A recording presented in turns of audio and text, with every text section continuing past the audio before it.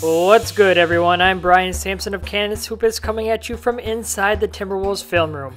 For today's video, I went back and re-watched Derrick Rose on every single possession he's played in his 5 games for the Minnesota Timberwolves so far and graded them. For the full breakdown, you can check out the article at Canis Hoopus, and I'll post a link in the bio. Video, I've broken down his play into 8 total categories, 5 on offense and 3 on defense as they are highlighted here. Let's begin by looking at his shooting so far. First, shooting is different than overall scoring, which is its own category. Shooting is any attempt outside of the paint that takes form as a natural jump shot. Overall, shooting has been a struggle for Rose so far with the Timberwolves, and that's probably to be expected given his history with a questionable jumper. Even when he was at the height of his powers, he did it by attacking the rim instead of relying on an outside J, and that's held true so far. Most of the attempts he's taken haven't looked natural and have come as step-back jumpers. He has taken 2 corner 3 attempts that never really had a chance from the get-go and just didn't look right. However, when he's on and dangerous like he's already shown, the step-back jumper can be a good weapon for D. Rose. Unfortunately, he's off to a bad start, and I have to hand him a grade of a D for this category. Next up, let's take a look at his scoring. For the most part, Rose has done a pretty nice job of playing to his strengths and attacking the paint, even if it is a little wild sometimes. He's flashed that elite quickness and ability to finish around the rim that won him an MVP all those years ago in Chicago. Even though he's better at finishing with his right hand, he's been able to convert some tough lefty layups as well. This keeps the defense off guard and makes them play him straight up. He's also shown a good ability to cut off ball and make himself available for the plethora of playmakers the Timberwolves have. This is a nice change of pace for a team who doesn't cut very often. Overall, his scoring boost with the second unit has been a welcome sight for a team who ranks last in bench scoring.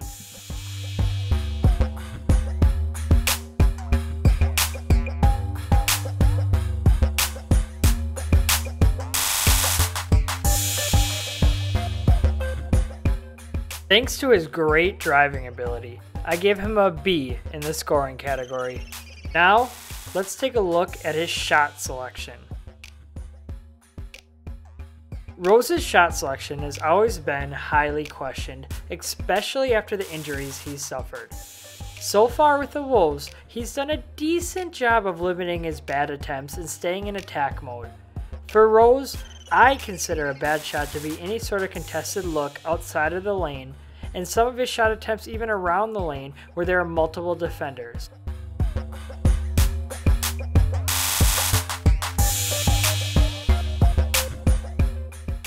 A couple of times, Rose has taken tough contested jumpers that have fallen, which make them seem like decent looks. For example, on consecutive possessions against the Clippers, he took identical step-back jumpers. One he made and one he missed. Even though both were questionable, one was a good shot and one was a bad shot.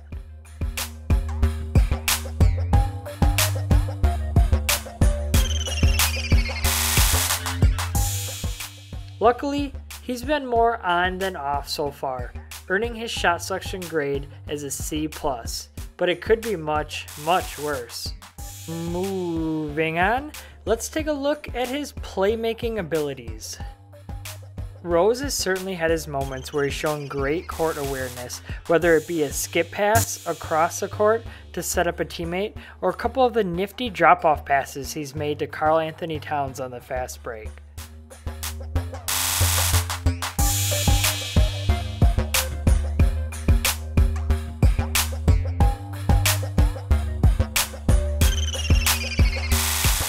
He's also probed the lane a couple of times to find nothing available and only to dump it off outside and make the boring but smart play.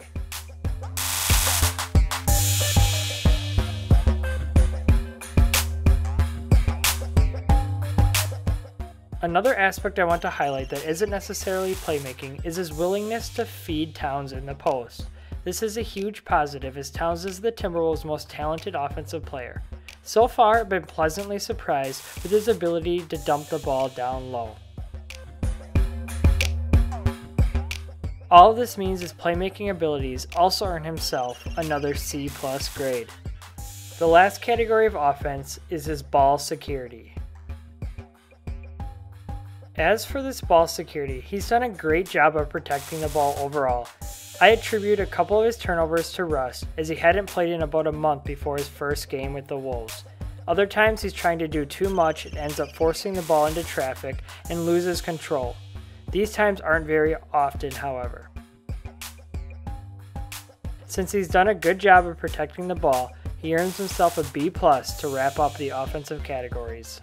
Now, let's move on to defense, where we'll start out in the category of team defense. Defense is defined as Rose's ability to help his teammates when he's defending off the ball. It includes being in the right position and understanding his roles and responsibilities in Thibodeau's scheme, which will take time even though he's played for Tibbs before.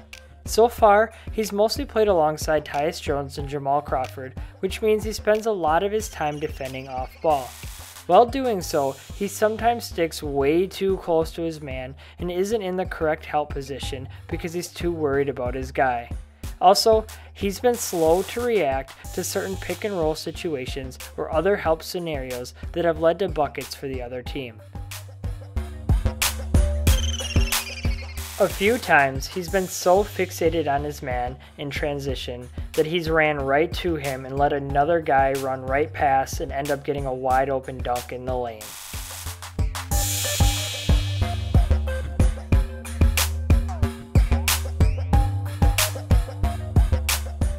Even though he's struggled overall, he's flashed some great abilities and some great possessions that gives me hope he can at least turn it up a little bit in the future. But for now, I gotta be a tough grader and give him a D.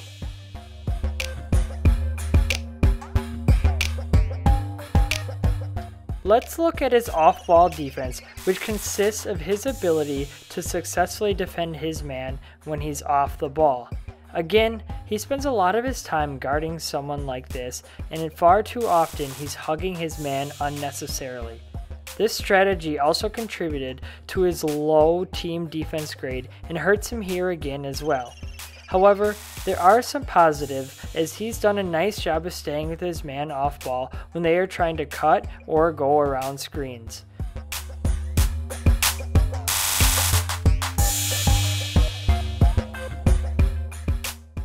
On this play, his man curled off a double pin down screen and scored, but that was on the help defense and not Rose's responsibility.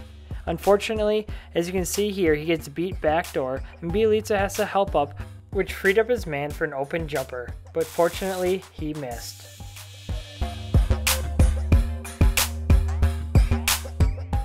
All of this adds up to a C- for his off-ball defense. Last, but certainly not least, let's take a look at his individual defense. This area has easily been his best of all the defensive categories, and he seems much more engaged than in years past. His active hands and feet when guarding on the ball has already earned Tibbs' trust, including putting Rose on James Harden down the stretch in their game against the Houston Rockets. And Rose fared pretty well, contesting a few of his shots and making them difficult. Here, he tries to fight through the screen, but since it's an illegal one, he gets caught up on it and Harden scores.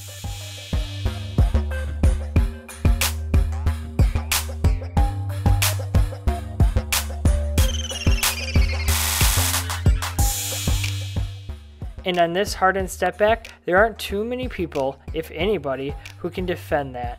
Sometimes he can get caught up on ball screens or go too far over them and take himself out of the play, but the effort is clearly there, so I'm not going to knock him too hard for that.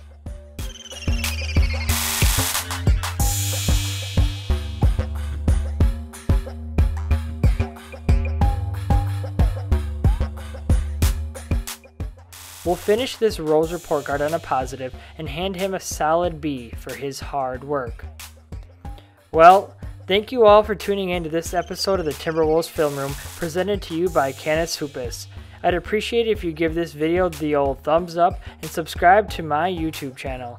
Like I said, you can find the full link to the article in the bio below, and as always, you can follow me on Twitter for all your Timberwolves analysis at Brian Sampson NBA. Check you next time, Wolves fans.